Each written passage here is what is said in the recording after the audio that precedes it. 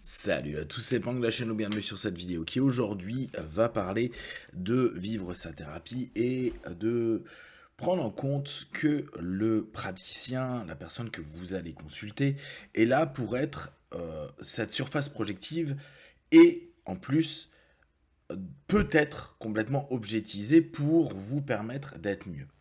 On peut avoir l'impression qu'on a un rapport normal avec un praticien d'accompagnement psycho. Et dès lors, parfois, on peut se dire, il me dit des trucs, donc je vais suivre ce qu'il dit, ou en tout cas, les orientations qu'il me propose, euh, même si elles me dérangent, je vais l'accepter, je vais même pas faire un rebond dessus, je vais en somme m'y plier. Parce que c'est une figure d'autorité et parce que effectivement, on peut avoir en tant que praticien des postures hautes, des positions hautes à orienter les choses. Néanmoins, il ne faut pas prendre le rapport qu'on a en thérapie comme un rapport ordinaire. On n'est pas avec un coach, on n'est pas avec un pote, on n'est pas avec un membre de la famille, on n'est pas avec quelqu'un avec qui on a un problème ou autre. On est avec une personne qui doit être apte à exploiter la projection que vous faites dessus et avoir suffisamment bossé sur elle-même pour ne pas se sentir blessé, vexé, embêté, ennuyé par vos remarques, par les retours que vous allez lui faire, qui peuvent être complètement utiles pour votre avancée thérapeutique. Je parlais avec un pote hier qui me disait que dans un accompagnement qu'il a, c'est un accompagnement de couple et il y a certains éléments proposés par le thérapeute qui semblent le mettre en porte-à-faux et en tout cas possiblement lui faire revivre certains éléments qu'il vit déjà avec son binôme. Et ce que je trouve assez intéressant, c'est que je lui disais, mais pourquoi tu n'utilises pas justement ce que te fait ressentir le praticien comme un écho à ce que te fait ressentir ton binôme. Pourquoi ? Parce que parfois, avec le binôme ou avec une personne, on n'est pas apte à le dire parce qu'on se dit ça se fait pas, faut pas, ou justement on est arrivé à aller dans une thérapie parce que justement il y a une mécommunication, une complexité à se faire comprendre, à se faire entendre, à se faire écouter, etc. etc. Et l'idée est de se dire, je rejoue indirectement, et ça on en a déjà parlé pendant les sessions, des facettes de ma vie, mes patterns, mes modèles, mes schémas, je les rejoue en session.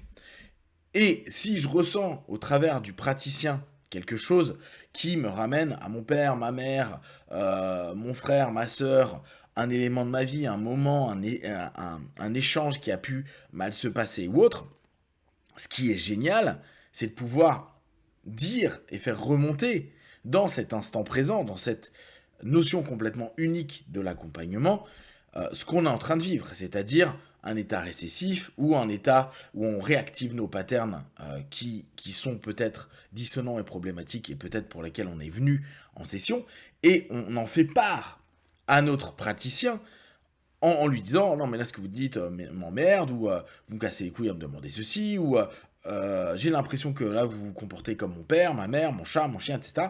Et ce qui est intéressant, c'est que le praticien, s'il capte ça, alors s'il l'a capté en amont, c'est vraiment mieux, mais s'il le capte à ce moment-là, va pouvoir jouer de cette information et interroger, questionner, pousser, agacer encore davantage, peut-être pousser encore davantage dans les retranchements du pattern pour qu'il y ait une libération déjà contextuelle de ce qui est en train de se passer et exploiter la projection, donc le transfert, pour réellement travailler dans une instantanéité, dans cet ici et maintenant, sur le problème non pas exposé, mais vécu, celui qui se vit dans l'instant, comme étant je ne suis pas écouté, ou ça me rappelle quand X me faisait ça quand j'étais plus jeune, ou il y a quelques années, ou en ce moment avec tel ou tel contexte de ma vie.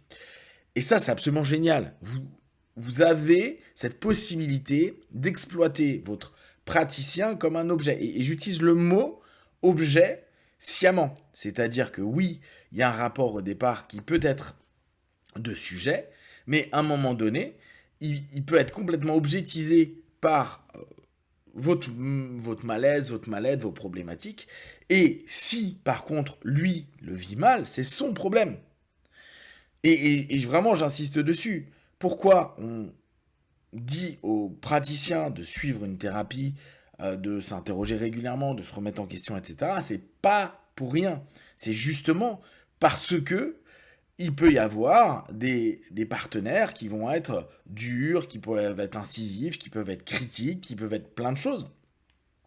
Mais qui répond, dans ce cadre particulier de la session thérapeutique, qui répond à un écho, un mal-être, un malaise qui fait partie des problématiques du partenaire. Et donc, si la personne le prend personnellement, eh ben c'est son problème. C'est pas à vous en tant que praticien, en tant que partenaire de protéger votre praticien. Le praticien, son job, c'est de faire attention à lui en dehors des sessions, en allant voir quelqu'un ou en étant tranquille par le fait que les gens puissent l'exploiter, l'utiliser. Et je reviens sur cette sémantique que je dis souvent. Il n'est qu'une surface projective. Et donc, si on reprend cette analogie-là, il est votre support pour votre tableau sur lequel vous allez y mettre votre peinture, vous allez exploser, exposer, proposer, changer, modifier, arracher, tirer, pour que ça exprime, ça représente quelque chose qui est vôtre.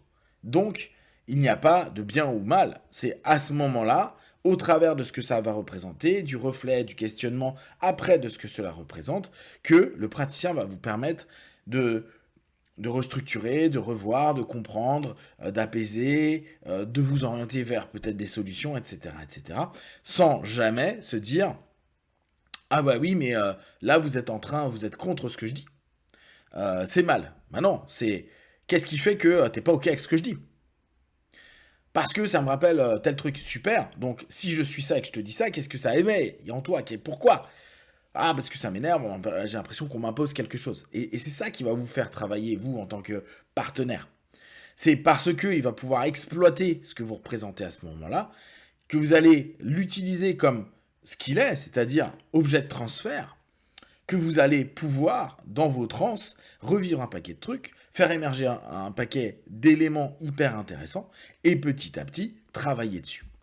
N'hésitez pas à dire, non mais là j'ai l'impression que vous foutez de ma gueule, moi on me l'a dit souvent, non j'ai l'impression que là tu te fous de ma gueule, ou j'ai l'impression que là tu me prends pas au sérieux. Alors que, factuellement, tout ce qui se passe pour moi est normal, donc tout ce qui est émis, transmis, etc. est sérieux. La manière dont je vais le prendre, soit je provoque, soit je taquine, soit j'énerve, soit je travaille d'une certaine stratégie, donc je joue par exemple sur le principe d'un transfert, va justement être génial parce que mon partenaire va pouvoir exposer, exprimer, souvent parce que je laisse complètement cette possibilité-là, avec violence et colère, un paquet de choses sur lesquelles on va pouvoir se poser ensemble pour lui permettre de se libérer peut-être de schémas ou d'éléments de pensée qui sont peut-être biaisés ou tellement racontés que plus du tout vécus, alors que là, dans ce vécu de l'instant, il y a dès lors des portes et des ouvertures qui vont se faire. Donc, quand vous êtes en session avec vos praticiens, une fois que ça a commencé, arrêtez de les prendre avec une espèce d'absolu respect, comme si c'était un médecin. Ce n'est pas du tout la même chose. Un psychopraticien, quelqu'un qui va travailler dans la psyché, n'a pas du tout le même type de posture et n'a pas du tout les mêmes process, même s'il y a beaucoup de postures hautes, que un médecin ou d'autres personnes, des staffs médicaux. Là, c'est pas le cas. Donc, ce rapport, c'est à vous de pouvoir l'exploiter au mieux pour que ça vous fasse du bien. Qu'importe que ça fasse du bien ou pas à votre praticien, c'est pas votre problème. Votre problème, c'est vous centrer sur vous et vous permettre et vous autoriser d'ouvrir des portes pour aller mieux dans votre vie. Si vous avez des questions à des remarques ou si vous avez eu parfois cette espèce de tabou avec votre praticien, n'hésitez pas à le partager. Comme d'habitude, j'y répondrai le plus rapidement possible sur Facebook, YouTube. Et comme d'habitude, ne prenez que ce qui est bon et juste pour vous, tester, observer, analyser et concluez. Be one, ciao.